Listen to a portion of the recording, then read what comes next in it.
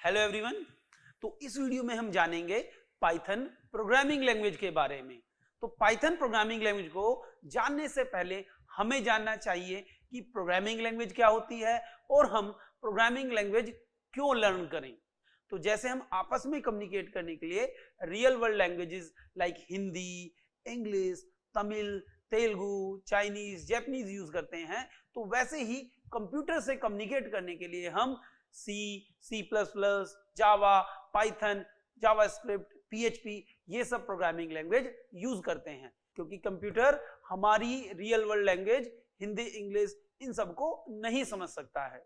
वैसे तो कंप्यूटर की खुद की एक लोकल लैंग्वेज होती है जिसको हम बोलते हैं machine language, but machine language के साथ दिक्कत यह है कि उसमें दो ही सिंबल होते हैं, इसीलिए मशीन लैंग्वेज को बाइनरी लैंग्वेज भी बोला गया है। बट मशीन लैंग्वेज में इंस्ट्रक्शन लिखना काफी मुश्किल हो जाता है, तो यहां पर सॉल्यूशन आता है प्रोग्रामिंग लैंग्वेज। प्रोग्रामिंग लैंग्वेज हमारे रियल वर्ल्ड लैंग्वेज से मिलती जुलती होती है, जिसमें कंप्यूटर इंस्ट्रक्शन लिखना आसान होता है।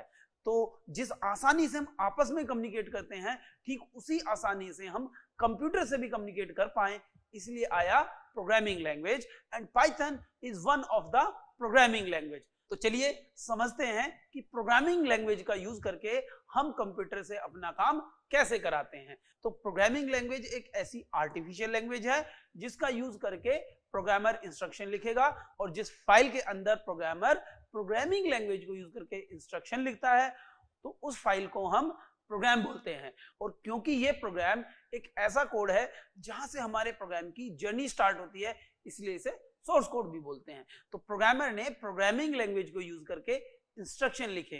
तो जैसे कंप्यूटर को कोई भी real world language like Hindi, English, Tamil, Telugu, Chinese, Japanese समझ नहीं आती हैं, वैसे ही हमारा computer Python, Java, PHP, JavaScript in language को भी नहीं अंडरस्टैंड कर सकता है।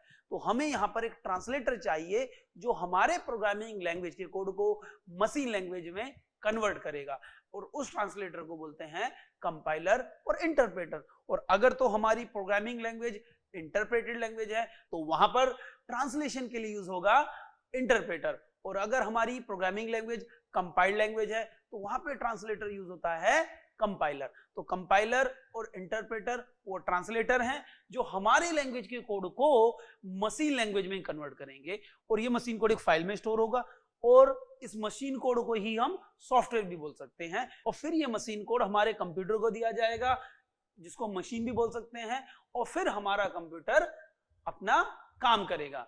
तो इस तरीके से हमने प्रोग्रामिंग लैंग्वेज का यूज करके इंस्ट्रक्शन लिखे, ट्रांसलेटर ने मशीन कोड में उसे कन्वर्ट किया, और वो मशीन कोड कंप्यूटर को दिया गया, और कंप्यूटर ने उस मशीन कोड को समझ के हमारा टास्क परफॉर्म किया। तो हम कह सकते हैं कि जैसे हम आपस में कम्युनिकेट करने के लिए यूज करते हैं real world language like Hindi, English, Tamil, Telugu, Chinese, Japanese, तो वैसे ही हम कंप्यूटर से अपना काम कराने के लिए यूज करते हैं programming languages like Python, PHP, JavaScript, C plus plus etcetera.